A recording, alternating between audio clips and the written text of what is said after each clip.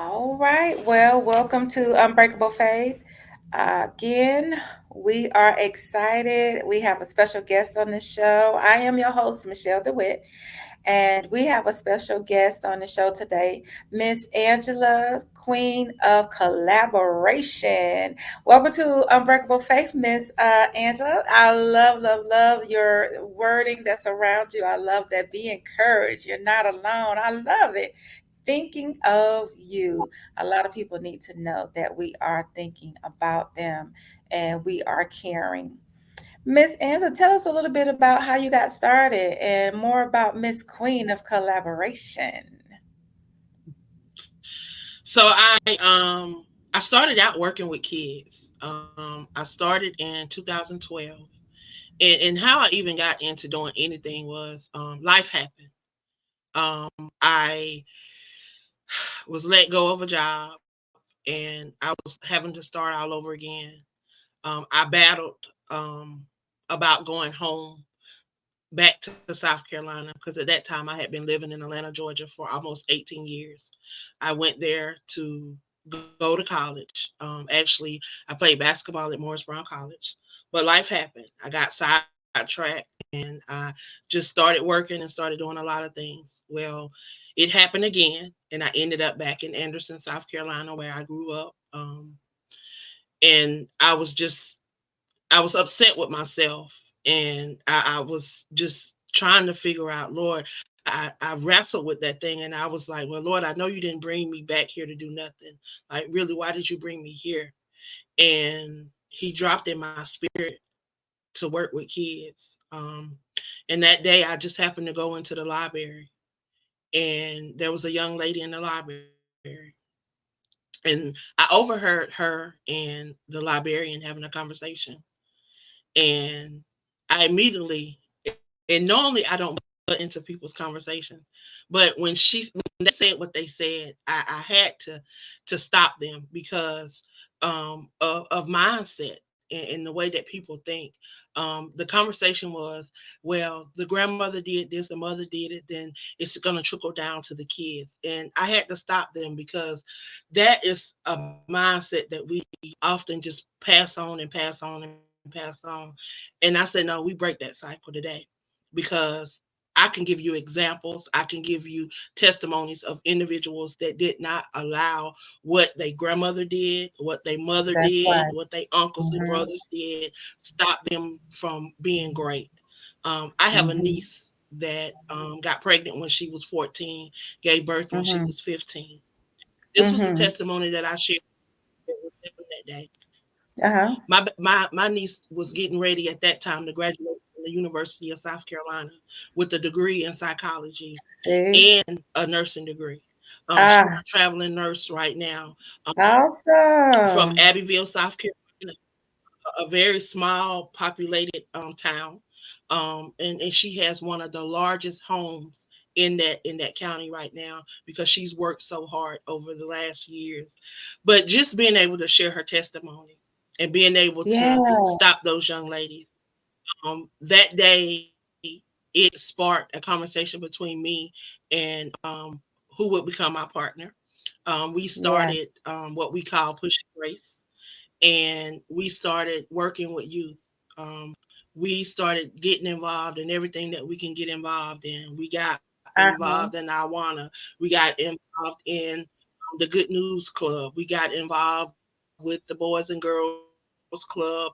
We got involved with everything that we can get involved with that would pour into our youth and give us an opportunity to pour into the community.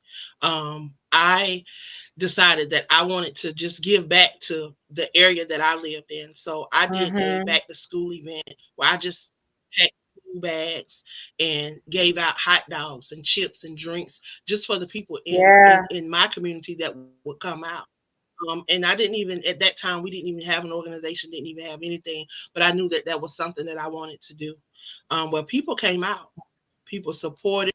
I had a Mhm. line wrapped around the building, and then people were wondering Woo! because a lot of people did not know who I was because, like I said, when I Yeah, yeah, yeah. graduated, I moved away. They didn't know who I Mhm, was, mhm, so I'm back on the mhm. scene. trying to make a difference. So I'm getting involved. We started a after school and a summer program. Well, that particular summer, 2016, we had about 30 kids. They were mixed in race and ages and different things. But I noticed that my brown babies, they would not read the books. They were falling behind in the reading assignments and just different things.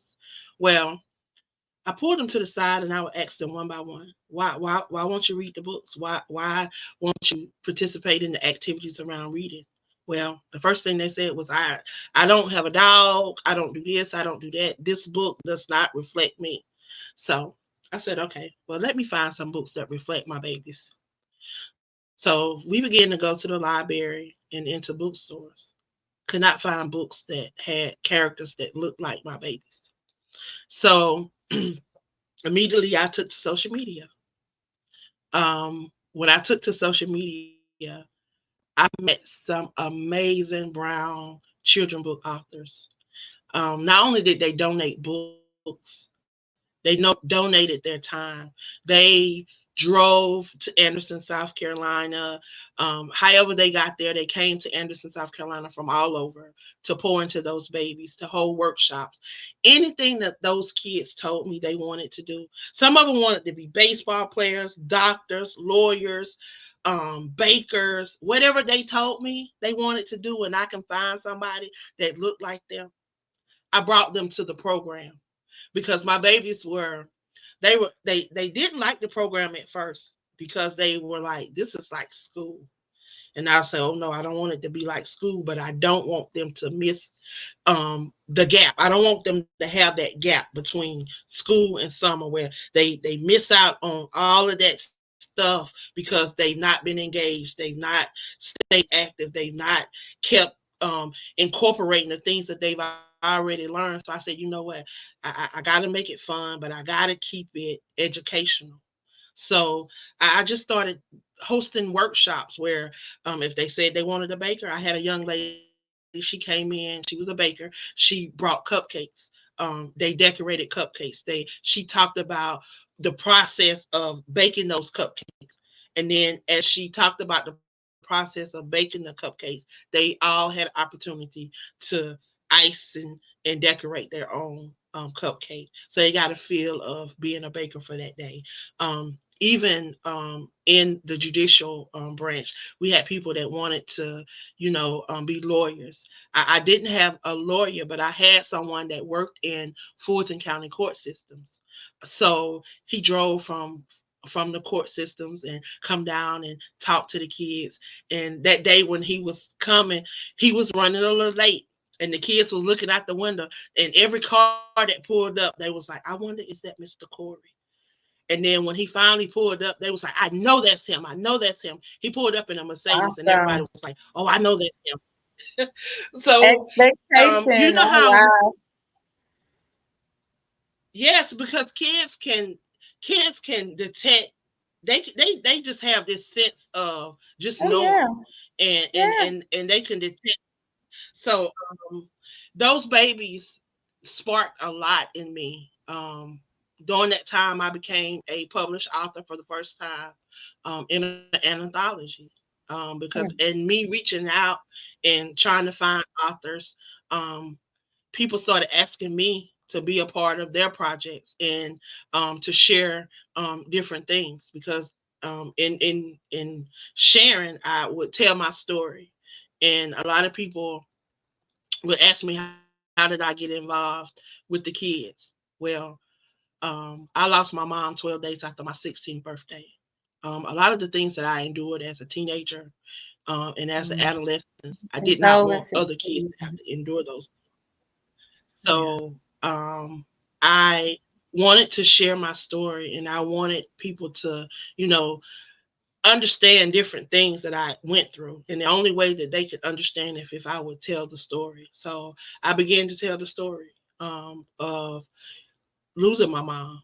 That was the very first thing that I shared in the anthology. Was it was called Fear. It was called Fear from fear to freedom. And I shared how I dealt with losing my mom, and not really having my dad present in my life, and how I overcame that. And that was my beginning of becoming an author. I tell you, What year we was are that? in 2024. That was 2016. When I Okay. first Okay. So your published first my, book. yeah, that was Okay. the very first anthology that I've done.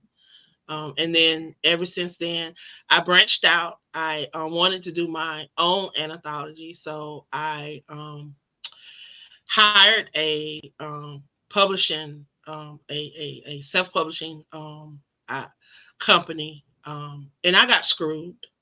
Um, Oh, I before published you go the into book. that, Angela, tell us what is an anthology for those who don't know. So, anthology is a book that has more than one author in it. Yes. So, like this book here, um, Oh, you may not be able to see it because of the yeah. background. But like Oh, this book here, we have 15 authors that share in this book, and we all have a chapter. Pretty much have a chapter in the book where you share. So anthology is more than one person sharing inside of a book. That's what it is. thank you for explaining that to our audience because I know a lot of people are like, wait a minute, what is that? So you said that you got screwed? I did. I hired this lady to publish the book. She published Mm-hmm. the book, and then she went on this trip. Well, while she was on the trip, a lot of people were wanting that participated in the book was wanting to order the Mm-hmm. book. So I was reaching out Mm-hmm. to her, trying to figure out how was we supposed to get the book because she never even sent me my master copy. So she said she was going to do all that when she got back from Africa. She ended Mm-hmm. up getting stuck in Africa because of the pandemic. Mm-hmm. Um, Oh. when she got back, she never did what she said she was going to do, Mm. and I ended up having to ask her to remove the book from Amazon and just stop distributing the book because the book published in 2018, Christmas Eve, matter of fact, and Uh-huh. it was titled "The Storm Is Over, Walking in Purpose." And it seemed like when Oh. I released that book, when that book released, it seemed like all hell broke loose in my life. It seemed like the storm just opened up instead of the Mm-hmm. storm being over. Mm-hmm. It seemed like the storm just opened up, and then God dropped this in my spirit. He was like, the storm never ends. He said, you're either going in a storm, you're in the midst of a storm, or you're coming out of a storm. It's a Mm-hmm. continuous process. He said, and he reminded me, those storms is how you get your testimony. Those storms is how you build your strength. Those storms is how you build your character. Those storms is who make you who you are. So Yes, never think yes, that yes. over. So I was just reminded, the storm is not over. So don't worry about that book. You may have got screwed on that book, but don't worry about that book. So I Exactly, didn't hold it. exactly. I learned how to self-publish myself. All And right, since all then, right. I've been on this Was it hard? I've been on this journey to help any and everybody that want to self-publish. I'm not a publisher. I tell anybody I'm not a publisher. And I don't present myself as a publisher, a publishing company, or none of that. I am a self-publishing coach. I will coach you along the way. I will teach you what I have learned. I'll teach you what I use to do what I do. And those that participate in my projects, they're always pleased with the outcomes of our product. Again, I have almost, Amazon says I have 87 books on Amazon, but I still say 78, but they say 87. So I'm going to go with their number because I'm on the road to 100. I'm on the road to 100 by the Amen. time I turn 50. And I have less than a year Amen. and um, a half. Matter of fact, I'll be 49 in April 1st. So I And don't I'll have be long. I have like 50 this 16 year. months. I'll be 50 May 19. Okay. You have So yeah, done a lot of work, honey. I believe I have one motto. Be the change that you desire to see in this world, because so many people have Amen. told us what we can and what we cannot do. So you will not know what you can do unless you try. You will not know That's what you right. cannot do unless you try. So either way, you have to try in order to know if you're going to succeed or if you're going to fail. But at Hmm. least if you fail, Hmm. you can say you tried. But if you never try, you can never say you tried. So That's you have to be that good. change. That's You good. have to That's be that. good. So, Angela, what would you tell our people that are watching today? You just gave them some great advice. I know before we started the recording, you were telling me about a young woman in one of your books. Could you share with our audience how inspirational that particular book was and the story of what happened? So I just recently released a anthology. And if you see my background, it is a anthology for those that are incarcerated. This Hmm. particular individual has been incarcerated since she was a teenager. I want to say she was 15, but she may have been 17. I can't remember, but she has been incarcerated over 30 years. Um, and when she received this book on yesterday, I received an email Yesterday. from her. Yes, I received an email from her last night saying that she really appreciated the book, that she had been sharing it already, and it was so many Mm, people on her unit. Those women on her unit loved the book, and they was just excited. She wanted to know when she could call and talk to me. Just the fact that one person. My goal is to touch one person, and the fact yes, that one person already gave a test, it already has. To me, I feel like I done what I was supposed to do, because it touched one person. One person was affected by that, but she told me there were other women that loved the book too. So I am on a mission right now to try to get this book inside as many women prison as possible, because we have to understand that a lot of these babies get incarcerated, and whatever reason these people may be incarcerated, they are still human. They are that's still it. too. You know, Yes. we all make mistakes. And if the Hmm. truth be told, a lot of us just didn't get caught in the That's, mistakes that we made. come on A now. That's lot the of us, truth. we were extended grace and mercy, because as I sit before you, I tell you, if it had not been for grace and mercy, I could have been one of those that was behind the. Yes. So I thank God. And I Hmm. cannot. People say, "Why do you do all that you do when you've been through what Mm, you've been through? You should be angry. Why should I be angry?" mm. You know, even though I'm helping Wow. these people, I said they didn't do nothing to me. I said That's even the right. people that I've forgiven them, because guess what? I don't forgive people just so I can be blessed. I forgive people so that God will forgive me for the things that I may have done to people. All right. So That's good. forgiveness, Yeah. I'm telling you, forgiveness is a doozy. And people have to understand that it's not always for the person that you want to forgive, or the person that you Right. think should forgive Exactly. you, but it is really for you, because I don't want to walk in error. I don't want to walk around and my blessings be held up, because That's I want right. everything that he says he had for me. I That's want right. everything, because Jeremiah 29:11, he declared that he had a plan for me. And it didn't say for me to fail, it said for me to prosper. It said for That's no harm to right. come not me, for me to be in That's good health, right. for me to have hope in a future. So I stand on his Hmm. word and I believe that. So Hmm. I my heart was leaping for joy. This morning I had to go on live and I had to share that for those 20 queens that participated in that project, because That's they good. could have said no.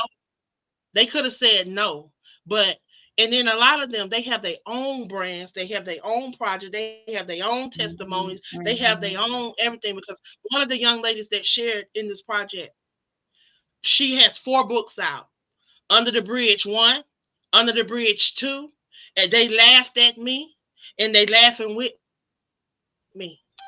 And the reason why she wrote those books is because she lived under the bridge twice, not once, but twice. She was Wow. addicted to drugs for 19 years, sober for 19 years. She went from under Ooh, the bridge to the boardroom. So she had to tell her story. She had to tell her testimony. She had to share with somebody else because she remember wearing those numbers. She remember being called by her number and not being mhm. called by her name. She still can recite those numbers. And she was All like right.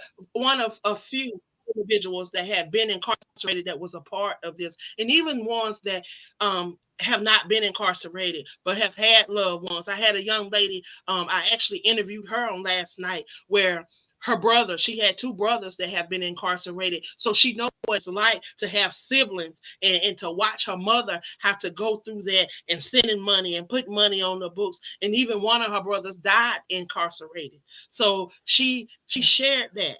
She shared her story, Wow. and light, hoping that, that person that's on the outside that may Yeah. not be incarcerated, that they will get Mhm. something from what we're saying. Because a lot of us, we are incarcerated in our mind and our heart because we carry these That's things, so and, true. and That's we're so not true. willing to let go, and to Mm. move on.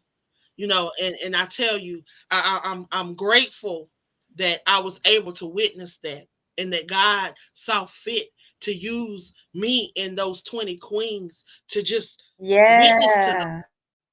to witness. Because at a point in my life, I never thought that I would be doing any of the stuff that I'm doing. An author? Who? This country girl from Levelland, South Carolina, that kids used to pick on when I was in school and all kind of stuff. Yeah. I never thought that would be me. Me I either. look at all of the other people that have come out of Anderson, South Carolina, and I'm like, okay, who would have thought? I do podcasting as well, and I'm on a Okay. network. Um, I just got inducted into the International Internet Radio Hall of Fame class of 2023. Oh, Um, God bless and you. I got nominated Awesome. back in October. Never expected that, because how I ended up on that network, just like I'm doing this interview with you, I went on to do an interview. Um, the producers called me that Monday and asked if I would join the network. April of this year, I will be celebrating 4 years on that network because somebody Oh, saw you something have so in me. many accolades. Somebody, just because somebody saw something in me that I didn't see in Mm. myself. And that's the Even most back of the time, to that's how that happens. exactly. I even go back to my childhood when I thought that, I was gonna be nothing, because that's what a lot of people said. But my PE teacher, my physical education teacher, the lady looked at me and said that I was a Mhm. ball player. Never played Ah. basketball before a day in my life. Didn't Mhm. want to play, never thought about it, none of that. Mhm. But she said I was a ball player. And she asked me if I would play. She put me on the Mhm. JV team. I didn't know how to Mhm. play. Every time I would Uh-huh. touch the ball, they would blow the whistle. Wow. But before the season was over, I learned how to play. She moved me up to varsity, the end of the JV season, and I was in 8th grade. My ninth grade Ah. year, I was starting on varsity. And if Okay. that lady never seen that in me, I never would have gotten involved, because it was never something that just sparked my interest and said that I wanted to do that. I had cousins, I had everybody was playing sports, but that was not something that I wanted to do. But Wow. she saw That it in is. me. That opened up an Mm. opportunity for me to be able to go to college. because I ended up going to junior college and ended up playing basketball on a scholarship and ended up at Morris Brown College. That's how I ended up in Okay. Atlanta. Mm. So That is a because story she you have. taught All something. right, girl. Look God at is God. good, and God it is is so just but good. God. Yeah, nothing but God. Oh my goodness. You have shared so much information, a wealth of information for our viewers. I I am truly um feeling blessed right now to be even in your presence, you know. This is awesome. A lot of things that you've said has resonated with me in regards to the publishing. Who would have thought that me, I would publish anything? I always tell people I didn't even like journaling. Last known reading, putting down some information about me. I dealt with having very low self-esteem as a child. And because of all of the things that I went through, having being traumatized with being raped and molested so young, and for it to continue for years in my life, who would want to hear that story? Well, I found out that quite a few people want to hear the story and how Exactly. God has truly um, moved in my life for me to go from that little black little girl suffering, dealing with poverty, domestic violence in the home, both physical and verbal, to dropping out of school, having children out of wedlock, to going getting my GED, going to college, and then writing a book. Now I'm the CEO of my own company. I mean, people are like, how in the world? And I'm just looking at you, Ashley. You are doing it up. Like you are rolling and rolling and rolling. I am so grateful to God with meeting you today and seeing what God is doing in your life and being able to collaborate with you in regards to how God is working in both of our lives and how he gets the glory. We don't take any credit for anything that God does. He does it. He moves it. We talked. I said it last night. I'm like a Moses. Okay, God, you said go. I'm going. Need a little help. Need a little Aaron and herb right now. You know. And God sends the help. He sends the help. That's it. So I'm so glad. I would love to have you come back That's it. and do a part two. I want to talk a little bit more with you. Um, Well, I definitely, really, I really want to. Yeah, definitely. we need to do a part two. But for today, could you tell our viewers how they could get in contact with you? But yeah, we're gonna have to talk again. I love this. How can our viewers reach out to you? Well, I tell everyone, go over to Linktree, Queen of Collaborations. That's me. But I'm on all social media platforms as Queen of Collaborations. I'm sure if you Google Queen of Collaborations, I'm probably gonna pop up. Um, Okay. that's just how much I use it. That's just how much it's just been out there. Somebody spoke that over my life Mm, about 10 years ago. Never thought about no collaborations. I'm telling you because I was at a point in my life where I wasn't thinking about collaborating with nobody. I had an attitude. I was just one of mhm, the nastiest mhm, people in the world. mhm. But somebody spoke that over my life, and then God began to Mm, move. God began to move. God began to open doors. Once I moved out of the way, God began to do everything that He said He would do in my life, everything that mm, had been spoken over my life. He reminded me that I was not alone because He was always there. He dropped in my spirit the E3 experience. He said, educate, empower, and encourage the next person. He said, everything that you feel that you were lacking, that you missed out on, he said, pour it into somebody else. And that's what I began to do. And they just started calling me the queen of collaborations. I launched a I love business. it. I have a coaching business, queen of collaboration. Everything I do, queen of collaborations. So they stopped with the collaboration part, and everybody just call me queen now. They forgot Everybody my call you Angela. queen. I'm like, They just be like, Queen, Queen, Queen. I'm like, Ah! okay. Well, Angela, I I said, appreciate they you forgot coming my on name the was show. Angela. They forget my name, Right. Angela. It sounds like you don't forgot your name was Angela. Your name is Queen. Thank you again for coming on Unbreakable Faith and talking with us today. It was such an honor to have you on the show. I am definitely wanting to reach back out and circle back around with you so that we could do a part two. You have so much to share, and I don't think that there is enough time, um, that you have had enough time. Let me say it that way to share. There's more, and I know that there is more, and I want to make sure that I circle back around and have you back on the show that so that we can go a little bit further and a little bit deeper because I know it and I see it and I feel it. So thank you again for coming on the show. Um, Thank you. Anything else you want to leave for our viewers before we say goodbye? I'm just like with the women, the book, Queens, the Forgotten Queens. We are working on one for the men. And I am reaching out to all Mm. the queens that have a testimony, that have something that they think that somebody can be encouraged, empowered, and educated. I need them to join me inside this anthology. And I tell everybody, we waste $20.23. That's all I'm asking. It's a $20.23 um donation, to be a part of this anthology, to share inside of this anthology. And you're going to be a published author. And then you're going to have the same opportunity to sell this book, to do to this book what I do.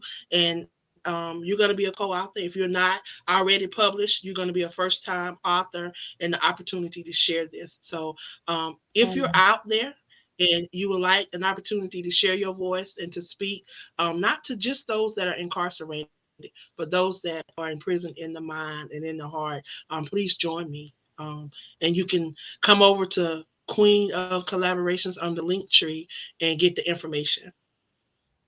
Okay. All right. Well, Angela, thank you again for being on the show. Let me tell you, I really enjoyed that. I appreciate you. Thank you so much.